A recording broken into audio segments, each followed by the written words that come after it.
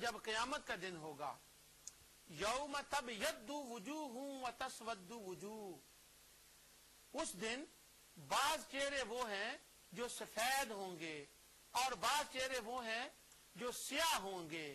تو جو حضور علیہ الصلوۃ والسلام کا ذکر سن کے جن کے چہرے چمک اٹھتے ہیں، خوش ہوتے ہیں، وہ قیامت کے دن بھی چمکتے چہرے ہوں گے، اور جو یہاں پر جن کے چہرے پہ سیاہی چھا جاتی ہے، قیامت کے دن بھی وہ چہرے سیاہ چہرے ہوں گے۔ اور اس آیت کی تفسیر میں امام طبری سے لے کر قاضی شوکانی تک سب مفسرین نے لکھا کہ جن کے چہرے قیامت کے دن چمکتے ہوں گے وہ حضور علیہ الصلوۃ والسلام کا ذکر سننے والے اہل سنت و جماعت ہوں گے، اور جن کے چہرے سیاہ ہوں گے وہ خوارج ہوں گے۔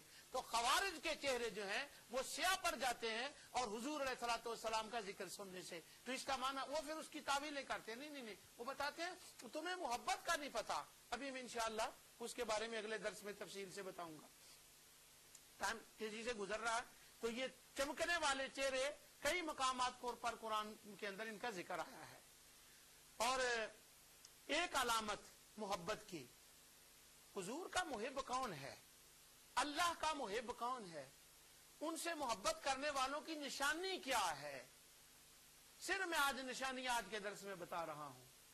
ان کی نشانی یہ ہے، میں اور کے نشانیاں محدثین نے، صوفیاء نے ذکر کی ہیں، مجھے ٹائم کا احساس ہے کہ میں بہت سی باتیں اس علامات محبت میں کرنا چاہتا ہوں، اللہ تعالیٰ کی توفیق سے میں وہ 2-3 چھوڑ رہا ہوں۔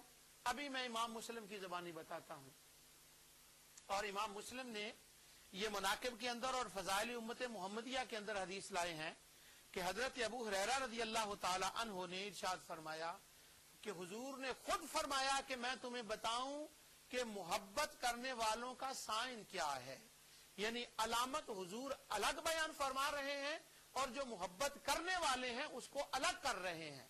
ان کو علامت اور چیز ہے اور محبت کرنا اور چیز ہے۔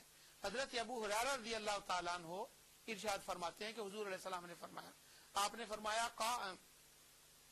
من اشد امتی لی حبا ناس یکون بعدی یود احدهم لو ارانی باہلہ ومالہ۔ حضور علیہ الصلوۃ والسلام نے فرمایا، لوگوں سنو، لوگوں میں سے میرے ساتھ میرے بعد جو محبت کرنے والے ہوں گے، امتی اشد امتی لی حبن، جو شدید محبت کرنے والے ہوں گے۔ اور امام غزالی کہتے ہیں جب حبن کا اور اشد کا لفظ اکٹھا آ جائے تو اس کا مطلب شدید محبت ہوتا ہے، اور اس کا معنی ہے کہ وہ عشق کرنے والے ہوں گے۔ اور جو میرے ساتھ حضور فرماتے ہیں میرے بعد عشق کرنے والے ہوں گے، میں تمہیں بتاؤں کہ وہ کون ہے۔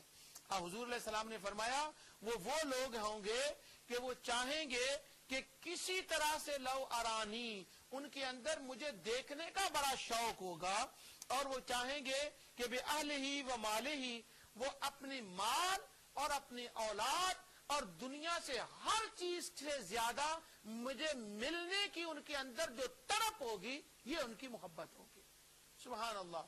سو محبوب سے ملنے کا جو شوق ہے وہ ان کے اندر بہت زیادہ ہوگا۔ تو علامات محبت میں سے ایک علامت یہ بھی ہے کہ حضور علیہ الصلوۃ والسلام کو ملاقات کا شوق ہو۔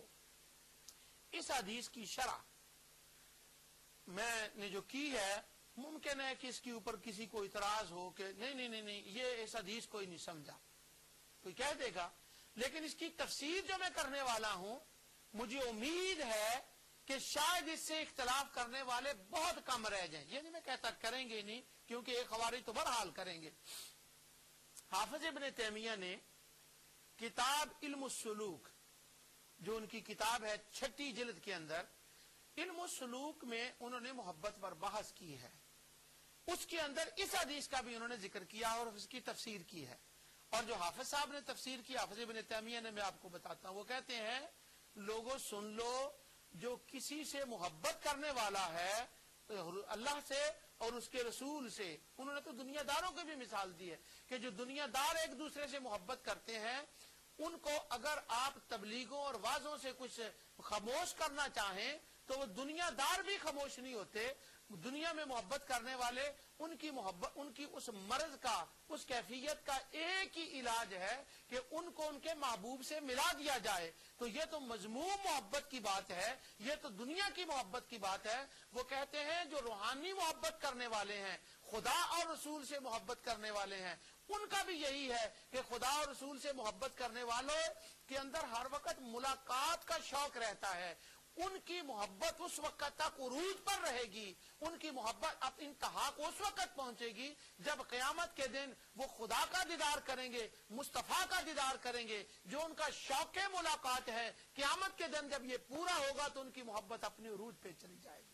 تو یہ آسان ہے، یہ علامات محبت ہیں کہ ان محبوب کو ملنا، خدا رسول کو ملنا. اور دنیا دار محبت جو ہے، فانی محبتیں، ان کے بارے میں آگے چل کر انشاءاللہ مذموم محبت کے بارے میں پورا اس پر ایک گفتگو کرنے والا ہوں اللہ تعالیٰ کی توفیق سے.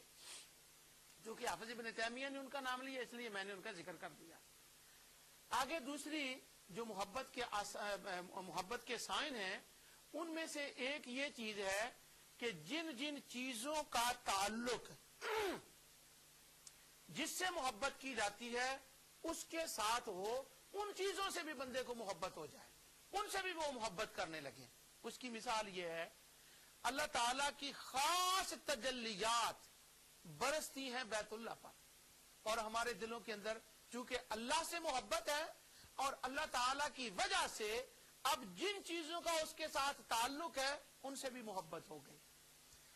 عمل صالح، نماز پڑھنا، سجدہ کرنا، اب چونکہ ہمیں اللہ سے محبت ہے، اب اس کے قرب کا جو ذریعہ چیز بنتی ہے وہ سجدہ ہے، اور سجدوں سے بھی محبت ہو گئی. سبحان اللہ. اصل محبت تھی اللہ تعالیٰ سے، اب جو جو چیزیں اس کے ساتھ جن جن چیزوں نسبتوں ہوگی ان سے بھی محبت ہو گئی. یعنی ذات سے بھی محبت، اس کی تعلیم سے بھی محبت، اور جن نسبتوں کا جن سے تعلق ہے ان سے بھی محبت. اور حضور علیہ الصلوۃ والسلام کی ذات سے محبت، اس ذات کی محبت کی وجہ سے آثار سے بھی محبت ہو گئی. جس غار میں حضور علیہ السلام تشریف لے گئے، بیٹھے، اس غار سے محبت ہو گئی، آپ کے بالوں سے محبت ہو گئی، آپ کے کپڑوں سے محبت ہو گئی، آپ کی شہر سے محبت ہو گئی، اور گنبد خضرا سے محبت ہو گئی. گنبد خضرا سے محبت در حقیقت ذات مصطفیٰ کی نسبت کی وجہ سے ہے، ورنہ مدینے سے کون محبت کرتا، مدینے کی گلیوں سے کون محبت کرتا. بلکہ یہاں تک بات چلی گئی کہ مدینے میں بکنے والی وہ چیزیں جو چائنا سے کپڑا بن کر آتا ہے اور جو باہر سے چیزیں آتی ہیں، جب ان کو مدینہ منورہ کی ہوا لگتی ہے تو ان سے بھی محبت ہو جاتی ہے. انٹرنیٹ پر ہماری جو نبی کریم صلی اللہ علیہ وسلم سے محبت ہے، اس کا ایک مذاق اڑایا جا رہا تھا، اور جب وہ میں مذاق سنتا رہا انٹرنیٹ کے اوپر تو میری آنکھوں سے آنسو جاری رہے، اور وہ مذاق اڑایا جا رہا تھا، میں بیوقوف، کیا اس کا مجنوں اور سارے نام دیے جا رہے تھے. الحمدللہ وہ تانے قبول ہے. وہاں جو مذاق اڑایا جا رہا تھا ان میں اگر آپ یوٹیوب پر جائیں تو آپ یوٹیوب کے اوپر ڈالیں نا بھنڈی توری، توریاں اور محبت رسول، یہ لفظ ڈالیں توریاں اور محبت رسول، تو آپ وہ تقریر سن سکیں گے. اب وہ جو تقریر تھی، لمبی تقریر تھی، ان میں ایک زبردست قسم کی ان کے اعتبار سے ایک خارجی عالم بیٹھے ہوئے تھے، وہ ہیٹ کر رہے تھے اور وہ مذاق ہو رہا تھا. وہ کہہ رہے تھے یہ جو محبت کرنے والے ہیں نا، جو محبت کرتے ہیں، یہ تو مدینے کی توریوں سے محبت کرتے ہیں، کہ یہ جی مدینے کی توریوں سے محبت کرنے والے. سبحان اللہ. یہ چائنا سے کپڑے بنتے ہیں، وہ مدینے میں آتے ہیں تو یہ ان سے محبت کرتے ہیں. اللہ کے بندو، ہم توریاں تو ممکن ہے کہ کسی اور وہ ساؤتھ افریقہ سے توریاں آئی ہوں، لیکن جب ان توریوں کو مدینے کے اندر چلی جاتی ہیں تو ان توریوں سے ہمیں محبت ہو جاتی ہے، اور ہمیں اس پر فخر ہے. یہ تانا نہیں ہے. ابھی میں بتاتا ہوں کہ کیوں فخر ہے. ان توریوں سے، ان فروٹوں سے، ان کپڑوں سے محبت ہو جاتی ہے. کیوں؟ اصل محبت مصطفیٰ سے ہے، اور جن جن چیزوں کو ان سے محبت نسبت ہو جاتی ہے، محب کے دل میں ان کی بھی محبت آ جاتی ہے. اب میں اس کے اوپر ایک اتھارٹی کرنے لگا. یہ محض جذبہ اور جنون نہیں ہے، بلکہ یہ حقیقت ہے. امام مسلم علیہ الرحمہ کتاب الاطعمہ کے اندر انہوں نے ایک باب باندھا، اور اس باب کا نام انہوں نے رکھا ہے استحباب عقل یقظین. اس کا معنی یہ ہے کہ کدو سے محبت کرنا